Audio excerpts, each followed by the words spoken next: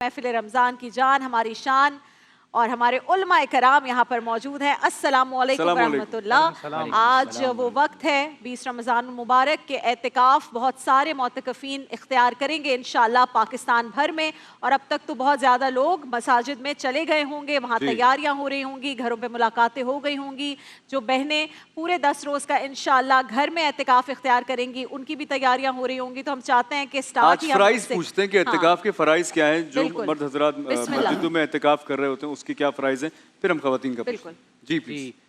بسم اللہ الرحمن الرحیم۔ اعتکاف کرنا سنت موقدہ ہے، اور ہر علاقے میں جو بھی ایسی مسجد ہو جہاں نماز جماعت ادا کی جاتی ہو، تو وہاں آخری عشرے میں آپ نے دیکھا ہوگا کہ کچھ مسلمان اعتکاف کا اہتمام کرتے ہیں، اور یہ نبی کریم صلی اللہ علیہ وآلہ وسلم کی سنت ہے، اور یہ ایسی عبادت ہے جو دیگر انبیاء علیہ السلام کے دین اسلام میں بھی اسی طرح سے قائم رہی۔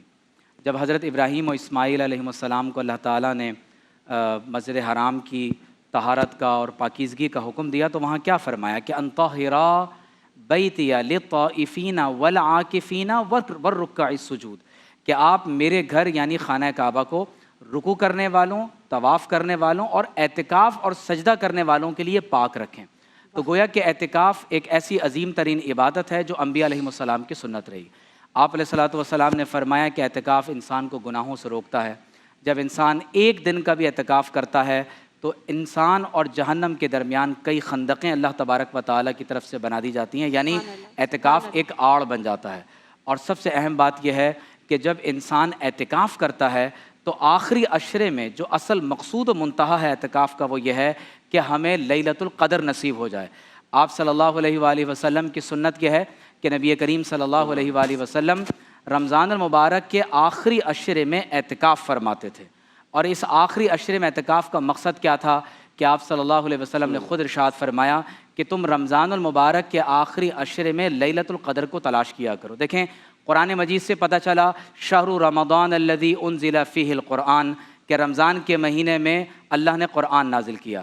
پھر انا انزلناہ فی لیلۃ القدر، بے شک ہم نے اس قرآن کو لیلۃ القدر میں نازل کیا، یہ بات قرآن سے معلوم ہوئی۔ انا انزلناہ فی لیلۃ مبارکہ، ہم نے برکت والی رات میں اس کو نازل کیا۔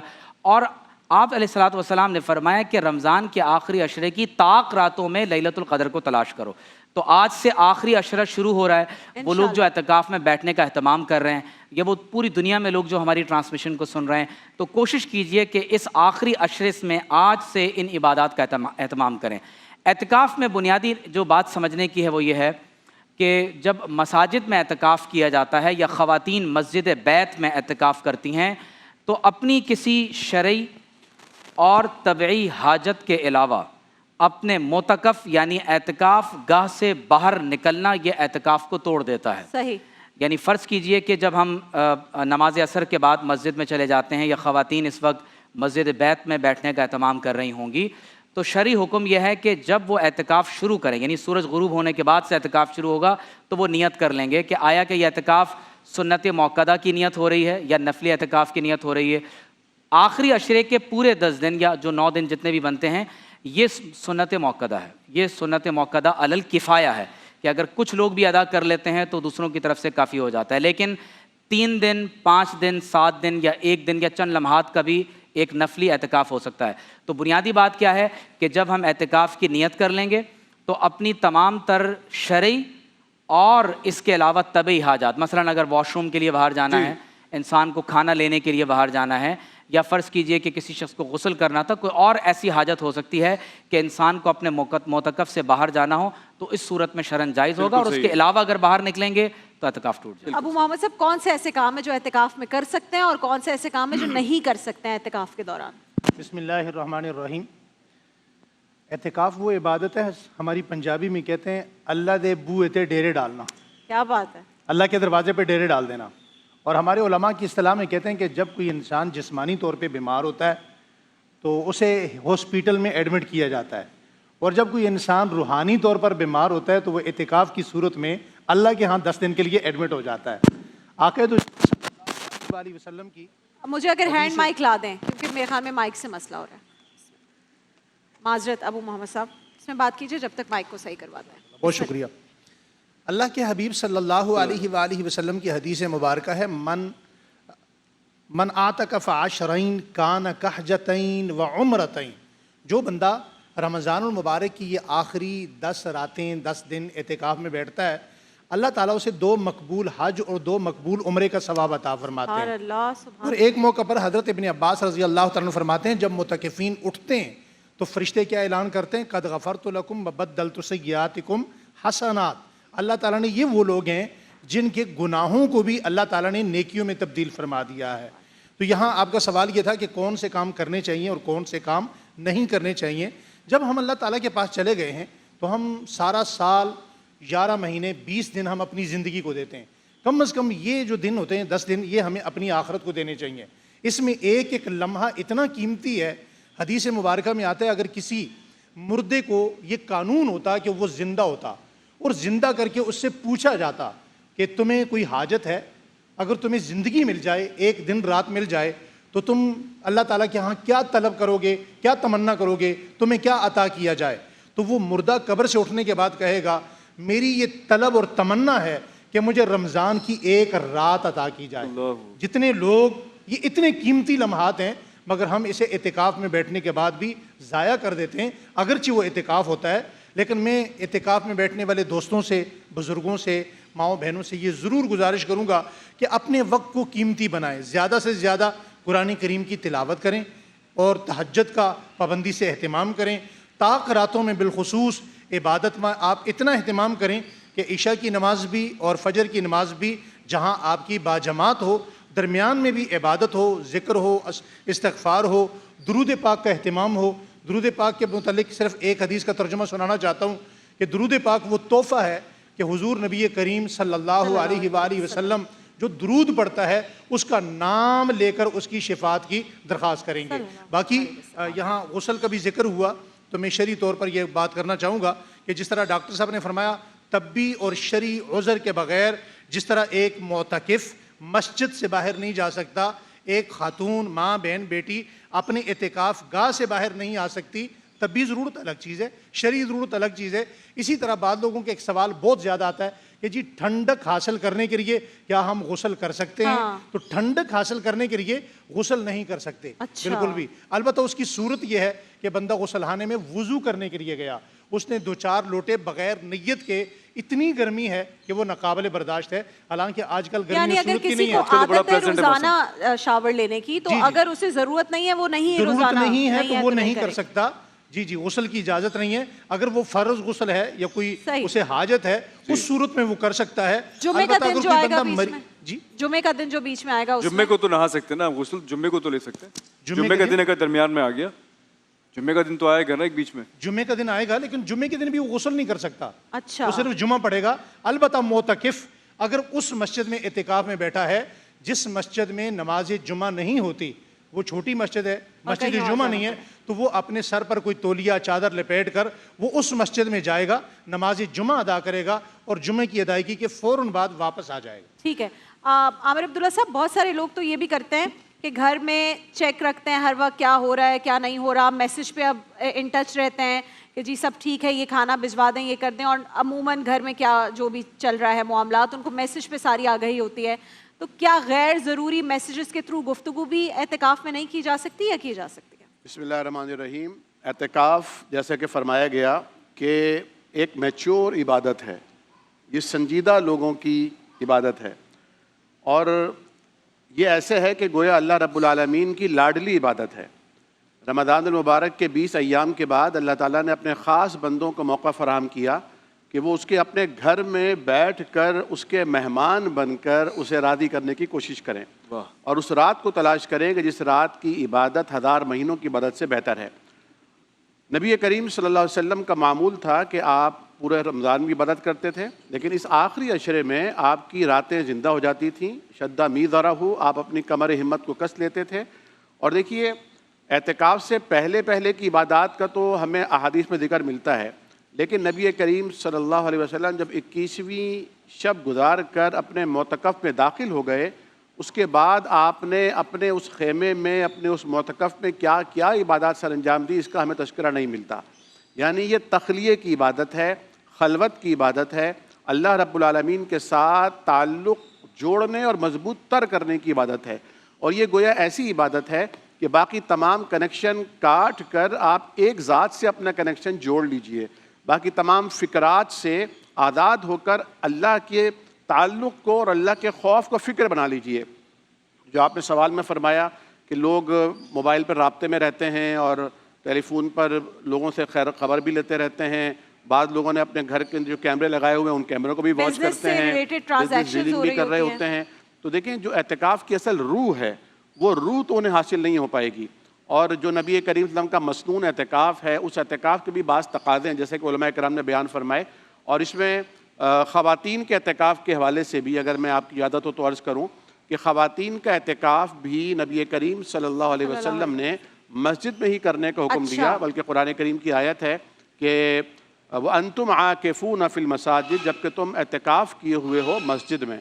اور یعنی آپ کہہ رہے ہیں بہتر ہے کہ خواتین بھی مسجد میں ان کے بہتر لیے یہی ہے مسنون اعتکاف اسی صورت میں ہوگا جب خواتین اپنے لیے قائم کردہ مسجد کے پورشن میں جو مسجد ہے خواتین کی وہاں پہ اعتکاف کریں گی۔ البتہ اگر کسی جگہ ایسی مسجد موجود نہیں ہے یا کہیں اگر فتنے کا اندیشہ ہے یا کسی اور قسم کی کہہ سکتے ہیں کہ کسی اختلاط کا اندیشہ ہے تو پھر خواتین جو ہے وہ اپنے گھر میں اگر اعتکاف کرتی ہیں تو وہ نفلی اعتکاف اسے ڈکلیئر کیا جائے گا۔ تو بہت کم ایسی مساجد ہیں جہاں پر اس طرح خواتین کے اعتکاف کا بندوبست پاکستان میں کم مساجد ہیں، لیکن جہاں ہیں وہاں پر جو ہے وہ سہولیات حاصل ہیں، اور جہاں نہیں ہیں تو خواتین وہاں پر یقیناً اپنے گھر میں اعتکاف کریں گی۔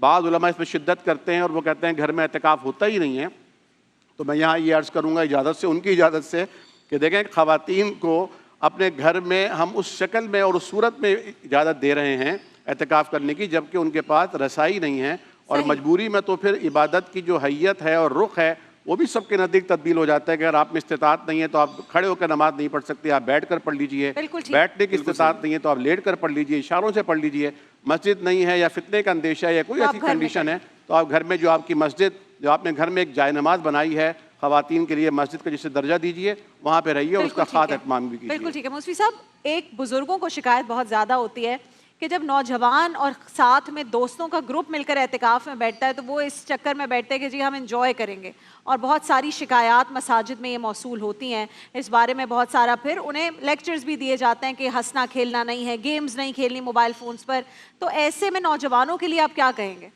اعوذ باللہ من الشیطان اللعین الرجیم، بسم اللہ الرحمن الرحیم۔ بہت اہم عنوان ہے اعتکاف کا، اور ماہ مبارک رمضان کے آخری عشرے میں سب سے بہترین جو عبادت ہے اس میں سے ایک اعتکاف ہے۔ بے شک نبی کریم صلی اللہ علیہ وآلہ وسلم کی سنت ہے، اور نبی کریم صلی اللہ علیہ وآلہ وسلم رمضان کے آخری عشرے میں باقاعدہ اعتکاف فرماتے تھے، اور نہ صرف اعتکاف فرماتے تھے، فقط بدر کی وجہ سے چونکہ وہ ماہ مبارک رمضان میں ہوئی وہ اعتکاف نبی کریم کا رہ گیا اس ماہ مبارک رمضان میں۔ بعض روایات میں یہ ہے کہ اس کی بھی نبی کریم نے اگلے سال قضا فرمائی، یعنی اس قدر نبی کریم کے نزدیک یہ سنت ہے، اور سنت نہ صرف سنت ہے بلکہ سنت موقدہ ہے۔ قرآن مجید میں جب ہم دیکھتے ہیں تو پروردگار عالم جیسا کہ حضرت نے اشارہ بھی کیا، قرآن مجید میں یہ عبادت نہ صرف نبی کریم اور امت اسلامی سے مخصوص ہے، میں اس مطلب کی طرف اشارہ کروں گا کہ آیت کہہ رہی وَعَهِدْنَا إِلَىٰ إِبْرَاهِيمَ وَإِسْمَاعِيلَ أَن طَهِّرَ بَيْتِي لِلطَّائِفِينَ وَالْعَاكِفِينَ وَالرُّكَّعِ السُّجُودِ، یعنی ہم نے حکم دیا ابراہیم اور اسماعیل کو کہ پاک رکھیں اس خانہ خدا کو اعتکاف کرنے والوں کے لیے اور طواف کرنے والوں کے لیے، رکوع اور سجدہ کرنے والوں کے لیے۔ تو یہ سنت جناب ابراہیم بھی ہے، سنت جناب اسماعیل بھی ہے، اس کے بعد بھی تقریباً یہی ملتا ہے کہ انبیاء کی سنت رہی ہے اعتکاف۔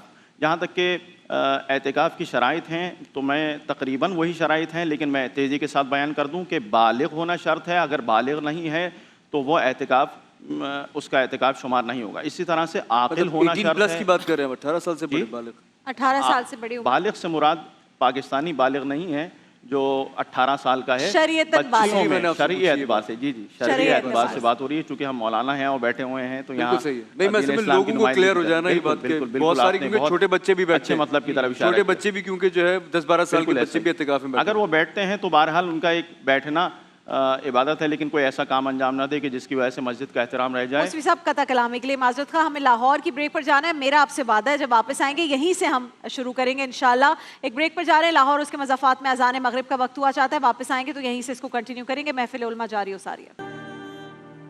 Welcome back. महफिल रमज़ान में एक बार फिर खुशामदीद। एत्तिकाफ़ के मामलात पर हम बात करें, मुस्वी साहब आपसे ही शुरू करेंगे। और जितने लोग और उनके अहले खाना, सब वो लोग जहाँ पर एत्तिकाफ़ इख्तियार किया जा रहा है, अगर आपकी फ़ैमिली में से भी कोई कर रहा है, आपकी मसाजिद में लोग बैठे हैं, आप सबको बहुत बहुत मुबारक हो। अल्लाह ताला ये इबादत जो बहुत मुश्किल इबादत है, अल्लाह ताला इसको कबूल मंजूर फरमाए।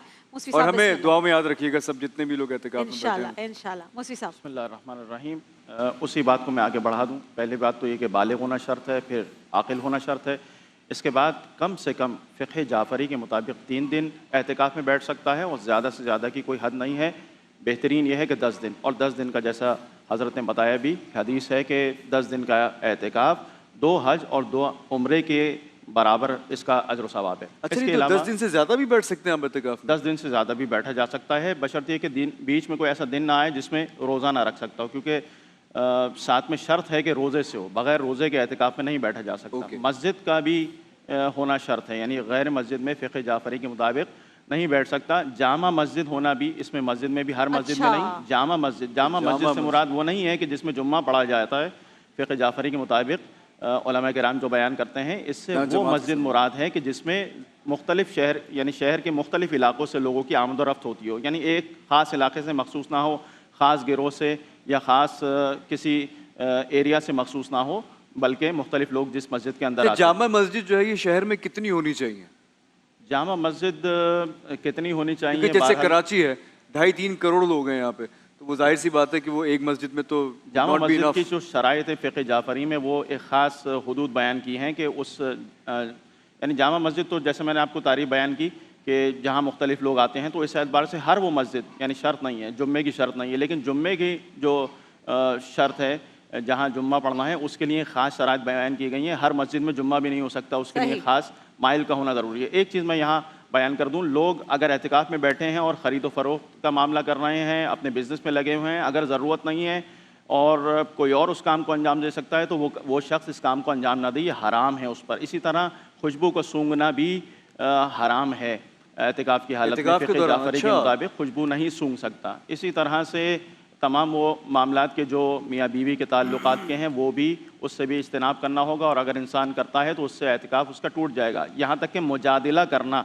यानी बिला वजह की बहस करना, जिरह करना, या अपने वक्त को तलफ़ करना, यानी आपस में दुनियावी बातें करना, ये तमाम की तमाम चीज़ें, जैसे बच्चे बैठे होते हैं और आपस में लगे हुए होते हैं, तो ये मकरूह है बहरहाल।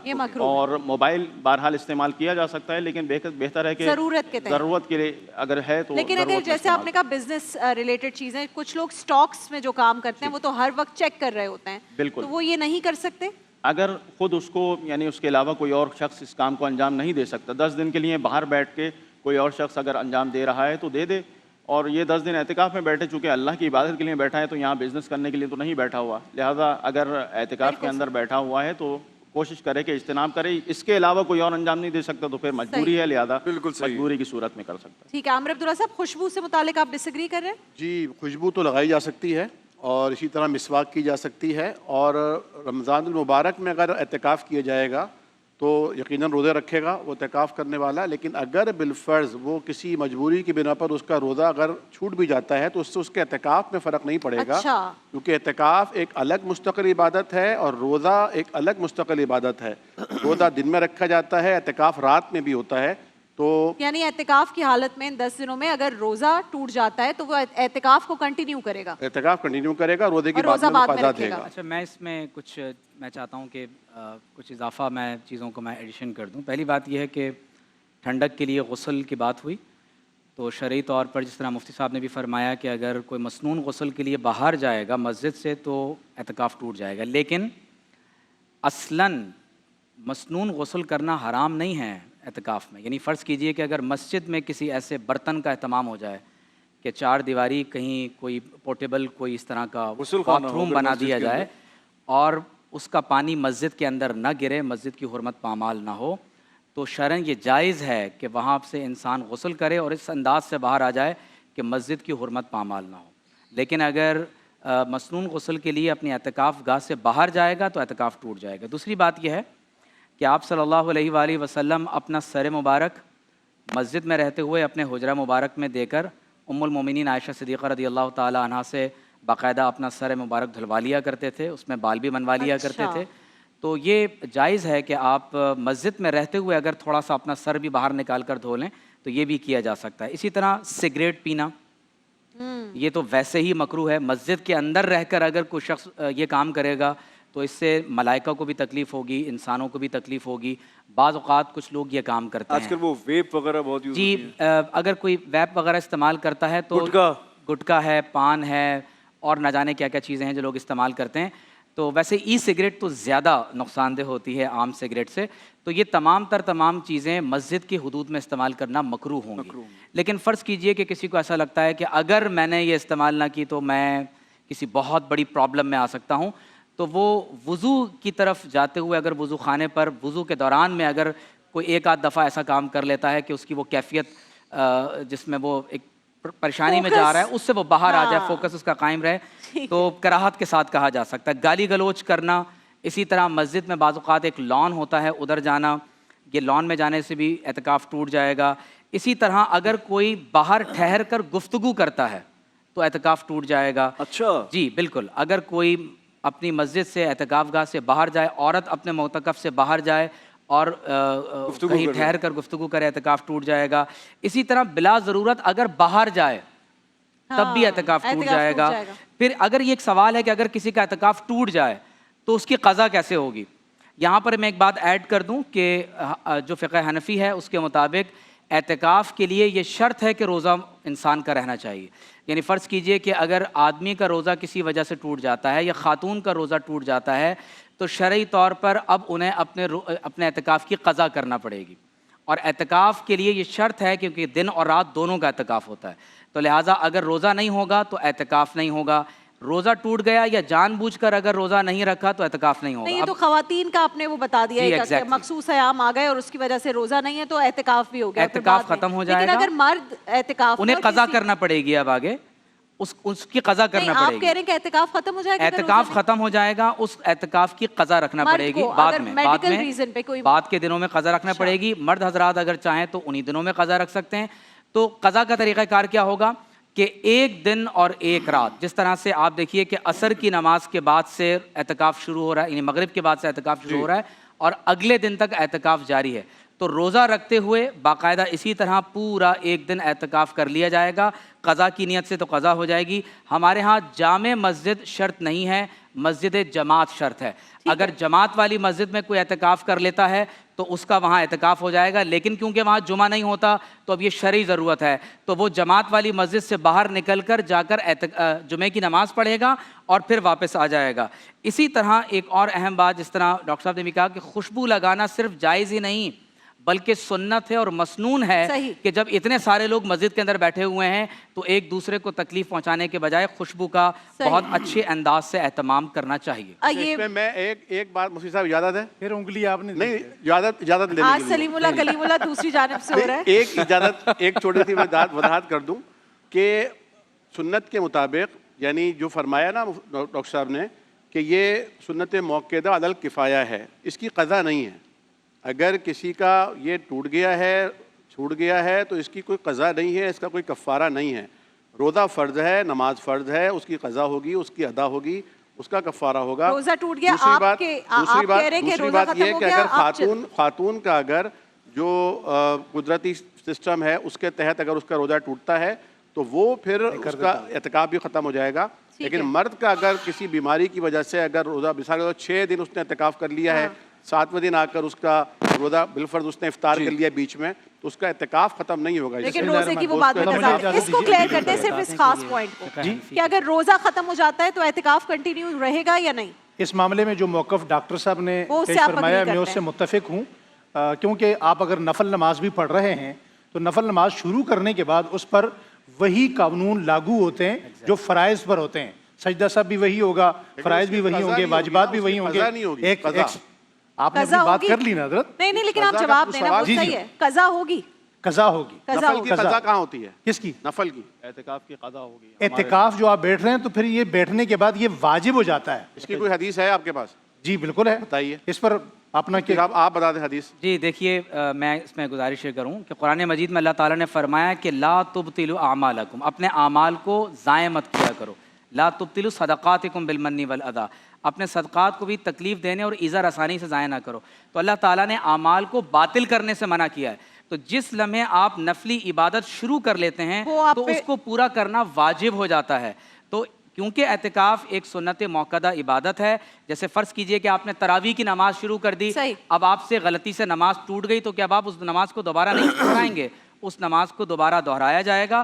تو بالکل اسی طرح سے فقہ حنفی کے مطابق اگر آپ نے 10 دن کی نیت کی اور 7 دن آپ کا نفل نماز میں ایک خاص سوال، 7 دن پہ آپ کا اعتکاف ختم ہو جاتا ہے تو پھر 7 سے 10 دن تک پورا اعتکاف آپ کو پورا کرے وہ نفلی اعتکاف کہلائے گا، سنت اعتکاف نہیں رہے. لیکن وہ قضا پوری آپ کو 4 دن کا قضا صرف ایک دن کی ہو، ایک دن کی ہو، قضا صرف ایک دن کی ہے. ٹھیک ہے. چلیے سب کا پوائنٹ آف ویو آ گیا. اس میں میں ایک جملہ کہنا چاہتا ہوں کہ جو حضرات گفتگو فرما رہے ہیں وہ یہ کہیں کہ ہمارے مکتب کے نزدیک، جس طرح کمیل موسوی صاحب نے کہا کہ ہمارے ہاں خوشبو نہیں لگائی جاتی، ہمارے ہاں اہل سنت میں خوشبو صرف حالت احرام میں نہیں لگائی جاتی، جب آپ حج اور عمرہ کرنے جاتے ہیں اعتکاف میں لگائی جا سکتی ہے. تو جو ڈاکٹر صاحب نے موقف پیش کیا وہ ڈاکٹر صاحب کے اپنے مکتب کا ہے. بالکل صحیح ہے. آپ تو آج انٹرفیت مکتب سلف صالحین، انٹرفیت مکتب قرآن و سنت. اور خوشبو لگانا تو آپ کو پتا ہے تمام انبیاء کی سنت ہے، صرف احرام میں منع ہے. خوشبو لگانا بھی اللہ کے نبی کی سنت ہے. جس کا جو پوائنٹ آف ویو ہے اس کا پوائنٹ آف ویو آنا چاہیے اور سب جانتے ہیں، پھر انہوں نے جس کو فالو کرنا ہے بالکل فالو کیجیے. بہت بہت شکریہ چاروں علماء کرام کا. ہم بڑھ رہے ہیں دسترخوان کی جانب. دیکھیے محفل رمضان لائیو ٹرانسمیشن روزانہ دوپہر 2 بجے سے صرف گرین انٹرٹینمنٹ پر.